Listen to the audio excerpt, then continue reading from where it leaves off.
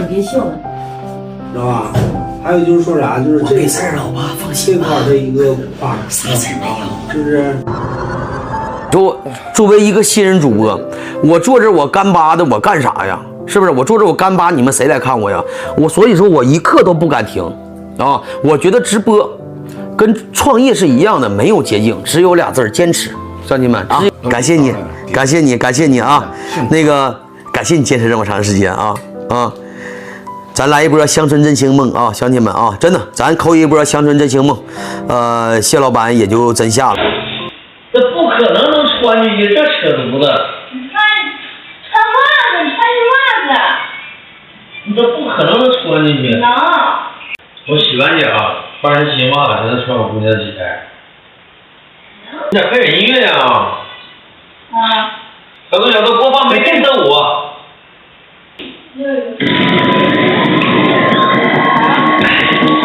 哎呦我去，我这真有点不会了，哎。不是我这原先这玩意儿起的嘛，像步伐，等会儿找找感觉啊。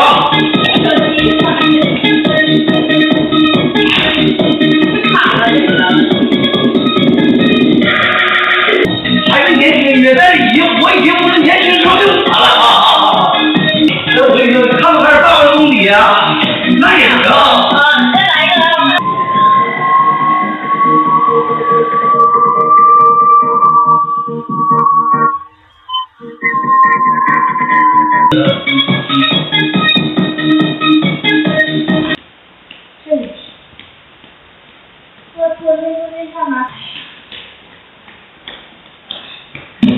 今天晚上这个人就把我给说啊！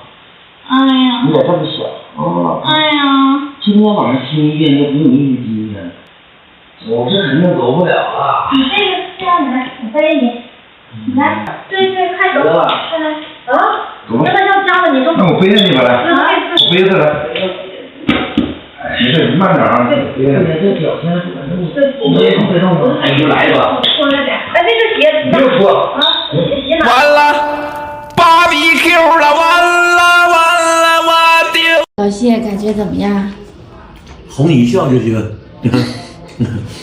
无论生活有多苦涩，我依然是欢乐的。直到此刻，我才知道它有多难。结束直播间的忙碌，他转过身，将满心温柔倾注于我们。他常念叨直播间的点赞难得，可对我和宝贝而言，他下播后耐心陪伴，哄我们开心的每分每秒，才是世间最无价的珍宝。原来最好的幸福，就是有人将工作之余的时光精心酿成只属于我们的甜蜜日常，岁岁年年